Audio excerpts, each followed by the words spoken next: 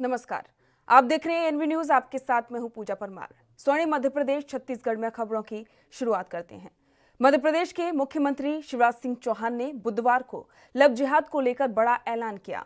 प्रदेश में कानून व्यवस्था को लेकर उच्च अधिकारियों के साथ बैठक में चर्चा के बाद उन्होंने प्रदेश में लव जिहाद के खिलाफ सख्त कानून बनाने की घोषणा की है। इसी के साथ उत्तर प्रदेश और महाराष्ट्र के मुख्यमंत्रियों के बाद लव जिहाद को लेकर सख्त कानून बनाने का ऐलान करने वाले मुख्यमंत्रियों में मध्य प्रदेश के शिवराज भी शामिल हो गए हैं।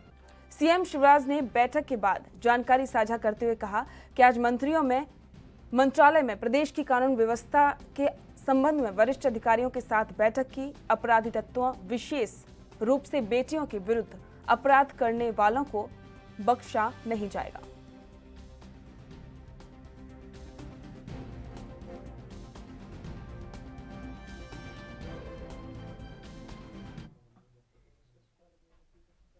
उत्तर प्रदेश के बाद देश के अलग अलग हिस्सों में लव जिहाद के मसले पर कानून बनाने की चर्चा शुरू हो गई है। इसी बीच मध्य प्रदेश के उज्जैन से भारतीय जनता पार्टी के सांसद अनिल फिरोजिया ने इस मसले पर एक चिट्ठी केंद्रीय गृह मंत्री अमित शाह को लिखी है। बीजेपी सांसद की मांग है कि लव जिहाद के खिलाफ संसद में एक सख्त कानून लाया जाए, जिससे कि पूरे देश में इसे लागू किया जा सके। अपनी चिट्ठी में सांसद ने लिखा है कि भोपाल में हाल ही में लव जिहाद का मामला सामने आया है, जहां एक हिंदू लड़की को धर्म बदलने के लिए प्रताड़ित किया जा रहा है। इसके अलावा यूपी, मध्य प्रदेश, राजस्थान, हरियाणा और दिल्ली के कई मसलों का भी चिट्ठी में जिक्र हुआ है। मध्य प्रदेश के उज्जैन से भाजपा सांसद अनिल फिरोजिया ने केंद्रीय गृह मंत्री अमित शाह को एक पत्र लिखा है, जिसमें उन्होंने उनसे लव जिहाद के खिलाफ संसद में एक सख्त कानून लाने की मांग की है।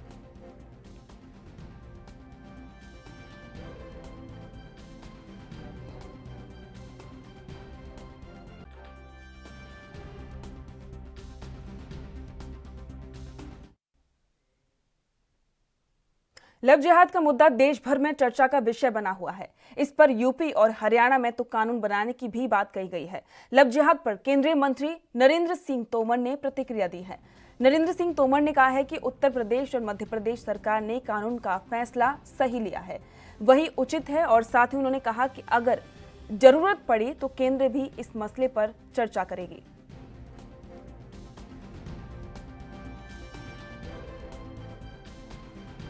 लव जिहाद जैसे विषयों पर निश्चित रूप से कानून बनाने की ज़रूरत पड़े तो जो कानून बनाना ही चाहिए। उत्तर प्रदेश और मध्य प्रदेश सरकार ने कहा है यह उचित है, और इस दिशा में केंद्र में भी आवश्यकता पड़ेगी तो हम देशव्यापी कानून बनाने पर।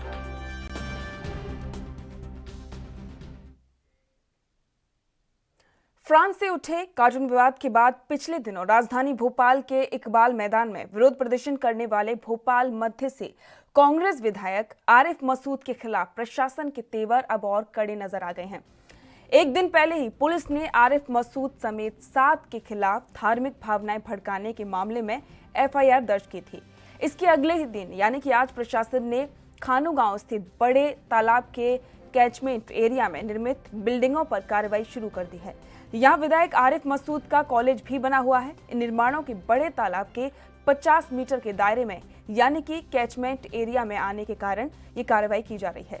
इस कार्रवाई के विरोध में विधायक के समर्थकों ने प्रशासन और सरकार के खिलाफ जमकर नारेबाजी भी की।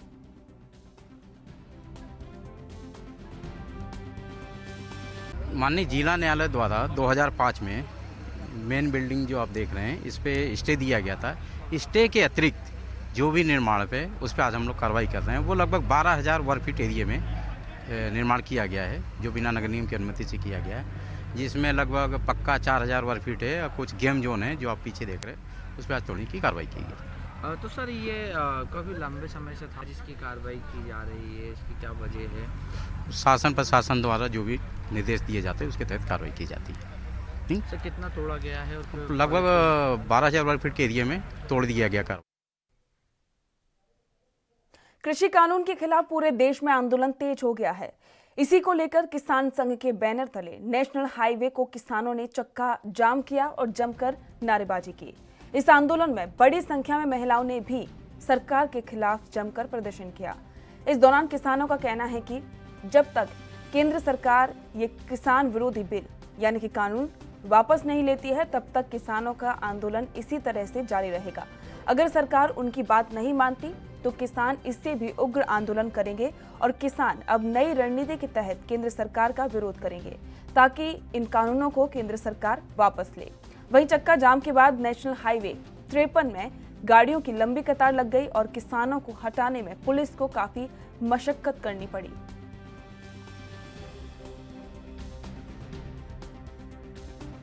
आज राष्ट्रव्यापी आह्वान है जो कानून केंद्र की सरकार ने लाए हैं उनकी वापसी और समर्थन मूल्य गारंटी कानून पास करो, इन मांगों को लेकर के पूरे देश भर में आज किसान सड़क में उस आंदोलन के साथ एकजुटता दिखाने यहाँ राजनांदगांव में भी विभिन्न जगहों में हाईवे जाम और प्रदर्शन हो रहे हैं।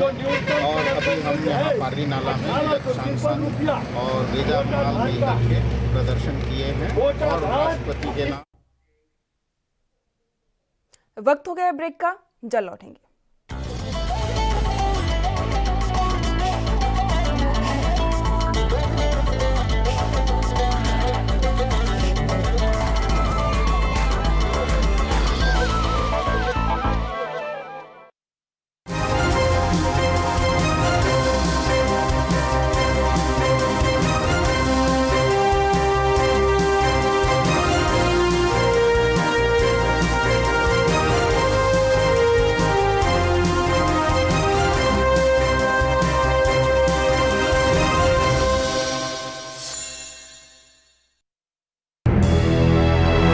लखनऊ से लेकर चंडीगढ़ तक, मुंबई से लेकर रायपुर तक, क्या है राजनीति की हलचल, क्या है समाज का मिजाज।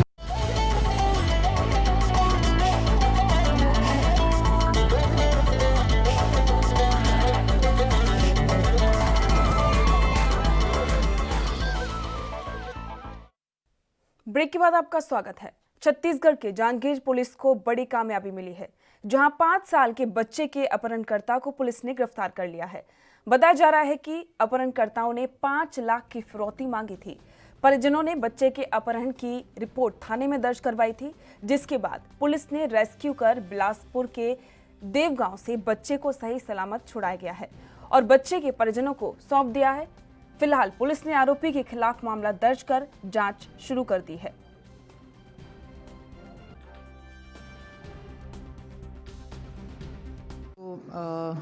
बलौदा क्षेत्र से 6 साल के बच्चे की गुड्डू कुर्रे का अपहरण हुआ था। उस संबंध में रात में करीब 10-10:15 बजे उसको सकुशल रेस्क्यू किया गया और इसमें जो देवगांव मस्तूरी थाना क्षेत्र का एक गांव है, जहां के एक खेत के बीच में एक सोने मकान में इस बच्चे को रेस्क्यू किया गया और अंकित खांडेकर जो आरोपी है जिसके कब्ज़े में ये बच्चा था, वो पुलिस की मूवमेंट को देखकर वहाँ से भागने का प्रयास कर रहा था, खेत में छुप गया था।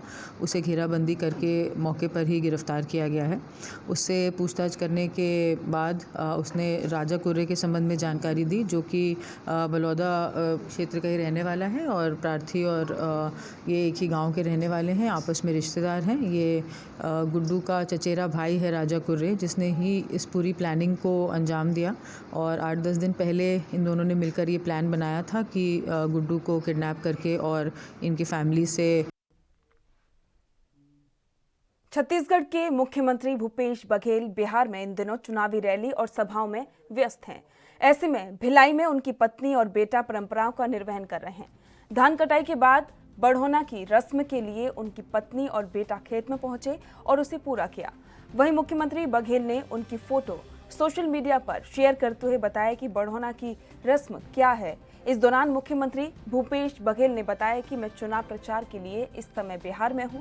हमारे छत्तीसगढ़ में खेतों में फसलों की लुआई पूरी हो जाने के बाद लुआई को अंतिम रूप देना बढ़ोना कहा जाता है।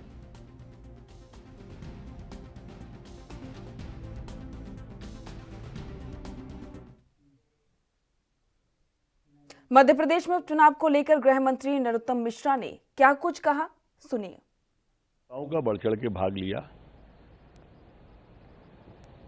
जैसी आशंका थी कोरोना का, वो डर कम दिखा, नहीं दिखा।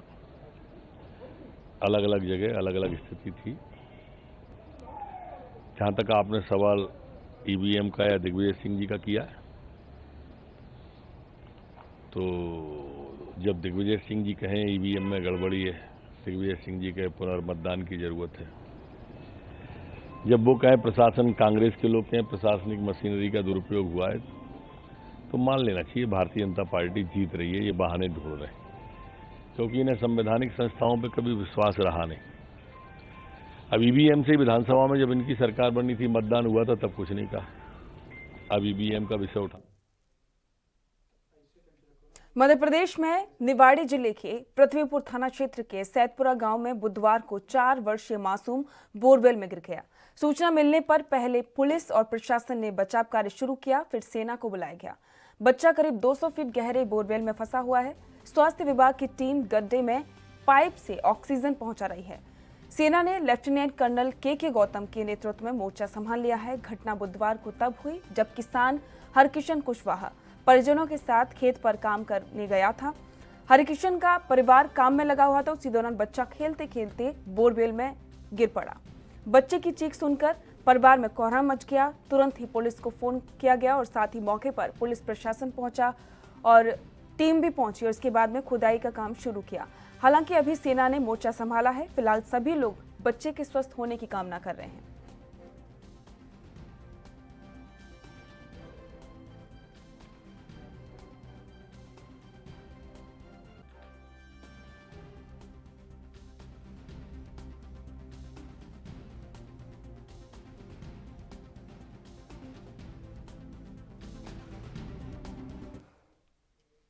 और इस बारे में अहम जानकारी के लिए संवाददाता शैलेंद्र हमारे साथ जुड़ चुके हैं। शैलेंद्र, ये जो घटना हुई है, एक बच्चा 4 साल का बच्चा बोरवेल में फंस गया है, क्या कुछ अपडेट है इसमें? मैं बता दूंगा, लगातार जिस तरह से पूजा यहाँ पर पृथ्वीपुर के सैदलापुर में 24 घंटे से भी ज्यादा हो चुके हैं और अभी तक बच्चा बोरवेल में फंसा हुआ है। और अभी रेस्क्यू ऑपरेशन जिस तरह उत्तर प्रदेश के बबीना कैंट से आर्मी दल लगा हुआ और तकरीबन 52 से 55 फीट का अभी गड्ढा कर लिया गया और तकरीबन बताया जा रहा है कि 6 से 7 घंटे का समय और लग सकता है। बच्चे की अभी सांसें चल रही हैं, बच्चा अभी जिंदा बताया जा रहा है। रेस्क्यू ऑपरेशन लगातार पूरा प्रशासन मुस्तैदी से यहाँ मौजूद है। पूजा, शुक्रिया इस तमाम जानकारी के लिए। वक्त हो गया ब्रेक का, जल्द लौटेंगे।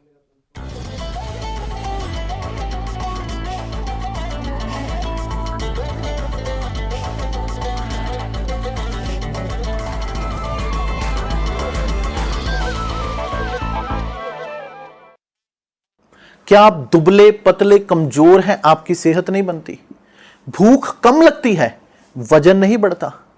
दरअसल मेन बात खाना पीना खाना नहीं है, मेन बात है खाया पिया लगना। और अगर खाया पिया लगेगा ही नहीं तो सेहत बनेगी कैसे? इसलिए हमारी संस्था सन्यासी आयुर्वेदा ने एक ऐसी दवा बनाई है जो कि आपके पाचन तंत्र को, आपके लीवर सिस्टम को ठीक करने का काम करती है, ताकि आप जो भी खाएं उसका पूरे का पूरा निचोड़ आपके शरीर को लगे, आपकी भूख बढ़े, खाया पिया सही से लगे, नया खून बने, हड्डियों में जान आए, वजन बढ़े, ताकत बढ़े, चेहरे पर नूर आए और आप मोटे तगड़े खूबसूरत पर्सनैलिटी के मालिक बन जाएं। यह दवा पूरी तरह से आयुर्वेदिक होती है। इसका शरीर पर कोई भी साइड इफेक्ट, कोई भी नुकसान या दुष्प्रभाव नहीं होता। लड़के लड़कियां दोनों इसका इस्तेमाल कर सकते हैं और पहले 15 दिन के अंदर ही आपको इसका असर महसूस हो जाएगा। सिर्फ 650 रुपए की पूरे 1 महीने की दवा होती है और आप इसे घर बैठे 011 45 45 45 45 पर फोन करके दवा मंगवा सकते हैं।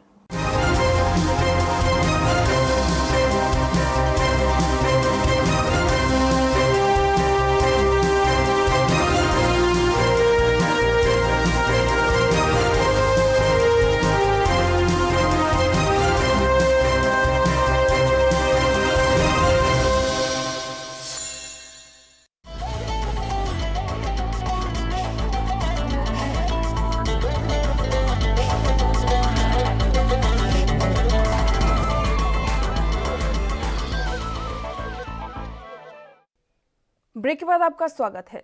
खबर मध्य प्रदेश के उज्जैन से, जहां पर तेजनगर अस्पताल में नर्स का काम करने वाली महिला पर युवक ने एसिड अटैक कर दिया, जिससे महिला गंभीर रूप से जल गई है, जिसके बाद इलाज के लिए महिला को अस्पताल में भर्ती करवाया गया है। वहीं घटनास्थल से आरोपी फरार बताया जा रहा है। दरअसल पीड़िता नर्स 2007 से ही अपने पति को छोड़कर आरोपी मुकेश के साथ लिविंग रिलेशनशिप में रह रही थी, लेकिन इस बीच मुकेश सुनीता पर शक करने लगा और अवैध संबंधों को लेकर विवाद करने लगा। इसी बात को लेकर सुनीता पर सोते समय एसिड हमला कर दिया। फिलहाल पुलिस ने आरोपी के खिलाफ मामला दर्ज कर लिया है और आरोपी की तलाश की जा रही है।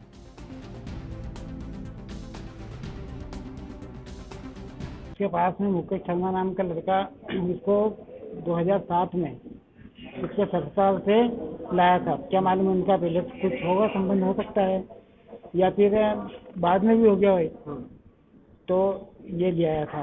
उसके 2 बच्चे भी थे वो लड़की के, तो उनको भी लेके आई थी साथ में। नीलगंगा थाना क्षेत्र में साईधाम कॉलोनी है, वहाँ पर ये महिला रहती है और ये इसी सैजनकर हॉस्पिटल में नर्स का काम करती है।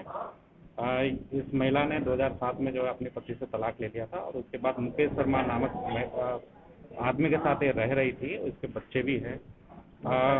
उनमें कुछ विवाद चल रहा था, ऐसा हमें पता लगा है और उसी विवाद के चलते उसने उस पर तेजाब छोड़ने का ये कार्य किया। ये आज सुबह की घटना है और इसमें हमने जो आरोपी है उसको पकड़ने के लिए अपनी टीम गठित कर दी है। टीम लगातार सर्च कर रही है।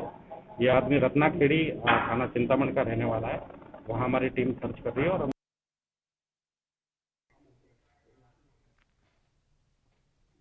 छत्तीसगढ़ के रायपुर में 5 नवंबर यानी कि महिला उत्पीड़न दिवस मनाया गया। इस दौरान प्रदेश महिला कांग्रेस अध्यक्ष फूलों नेताम ने महिला अत्याचार और दलित महिला उत्पीड़न दिवस विरोध प्रदर्शन किया। दरअसल महिलाओं पर हो रहे अत्याचार के साथ साथ कांग्रेस कमेटी ने केंद्र के कृषि कानूनों को काला कानून करार करते हुए आड़े हाथों लिया। प्रदेश महिला कांग्रेस कमेटी के अध्यक्ष ने कहा कि महिलाओं पर बढ़ता अत्याचार दुखद है। महिला कांग्रेस कमेटी की सचिव पूनम पांडे ने भूपेश सरकार को किसानों के हित में सोचने वाली सरकार कहा, जो हमेशा किसानों के हित में कार्य करती है।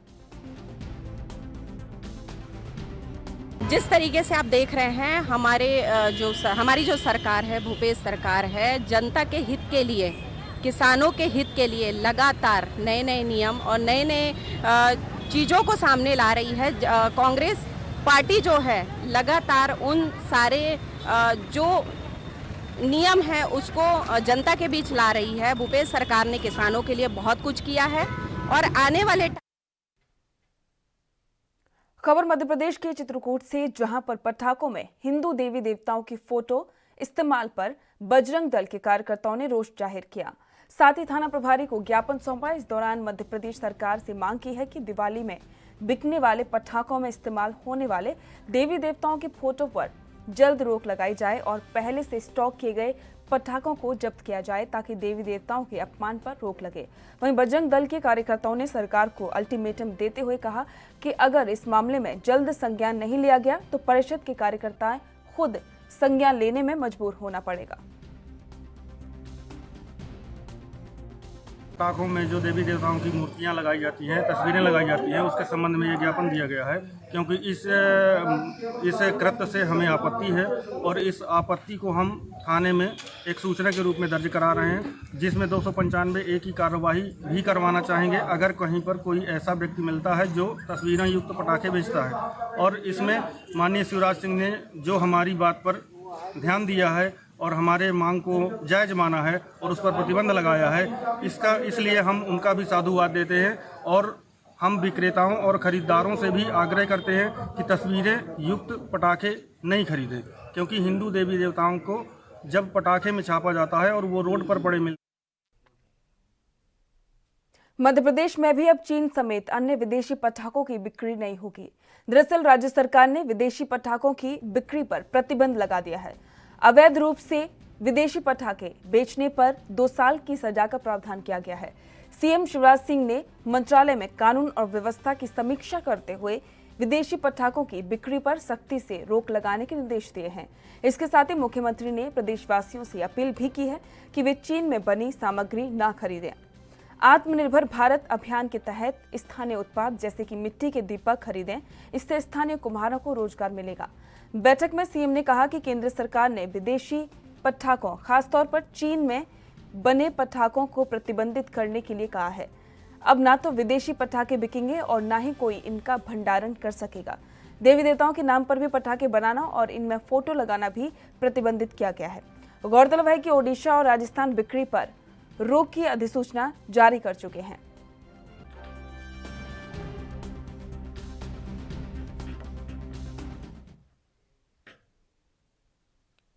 मध्य प्रदेश के रीवा में कृषि विभाग के अधिकारियों और कर्मचारियों की तरफ से कोविड-19 के नियमों की धज्जियां खुलेआम उड़ाई जा रही हैं, जबकि कलेक्टर ने कोविड-19 के नियमों का पालन कराने के लिए कड़े निर्देश दिए हैं। कोरोना के नियमों में सोशल डिस्टेंसिंग, मास्क लगाना अनिवार्य किया गया है। वहीं रीवा के हनुमना विकासखंड में कृषि विभाग की साप्ताहिक बैठक थी। इस बैठक में कृषि विभाग के आला अधिकारी और कर्मचारी मौजूद थे, लेकिन किसी ने भी मास्क लगाना जरूरी नहीं समझा। इस दौरान जब कृषि विभाग के एसडीओ से बात की गई तो तुरंत कृषि विभाग के अधिकारी ने जेब से मास्क निकालकर लगा लिया।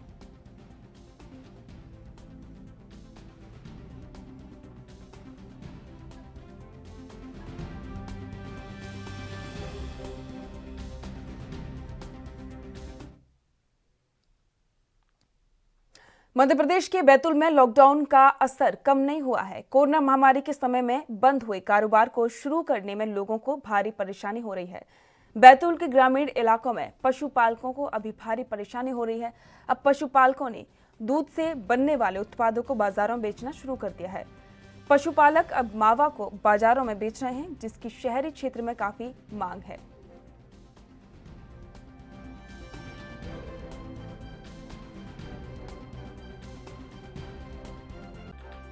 ये तो पहले से चल रहा है सर। हमारे बाप जादे से हमारे पिताजी ने भी मावे का धंधा किया और पशुपालक है। हम यादव जाते जैसे गवलियों में आते हैं, तो हम बाप जादे से गाय भैंस भी पालते।